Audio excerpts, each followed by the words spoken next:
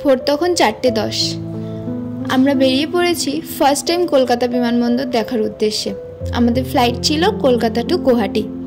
এত গরমের হাত থেকে নিজেদেরকে কদিনের জন্য রেহাই পাওয়াতে আমরা চলে গেছিলাম পাহাড়ে। তাই জন্যই এত তোড়জোড়, পাহাড়ে যাচ্ছি এত গরমে। ভালো তো বেশ ভালোই লাগছিল। এই যে ফার্স্ট টাইম দেখছি আমি কলকাতা বিমানবন্দর। সত্যি কথা বলতে মিডল ক্লাস ফ্যামিলি থেকে যেহেতু বিলং করি, ছোটোবেলা থেকেই প্লেনে চড়বো বা ফ্লাইটে যাব এই শখটা হয়তো থাকে না, তাই আমারও সেটা ছিল না। তবে এত কম বয়সেও যে ফ্লাইটে চড়তে পারবো সেটা কিন্তু বেশ ভালোই লাগছিল। আমরা সবাই মিলে গেছিলাম, মানে তোমরা তো যারা আগের আমার সাবস্ক্রাইবার জানোই যে আমরা যেখানেই যাই না কেন মা মাসি সবাই মিলে একসাথে যাই। এবারও তার ব্যতিক্রম হয়নি, আমরা সবাই মিলেই গেছিলাম গুয়াহাটিতে। আমাদের এবারকার উদ্দেশ্য ছিল শিলং।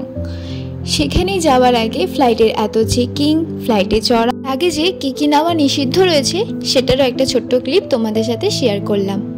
এখানে আমাদের সেকেন্ড রাউন্ডে চেকিং চলছে। বেল থেকে শুরু করে ওয়ালেট পর্যন্ত এখানে রেখে যেতে হয়। তারপরে আমরা চারিদিকটা ঘুরে দেখছিলাম কলকাতা বিমানবন্দরে। বেশ সুন্দর। এই যে আমার 3 মা মাসি।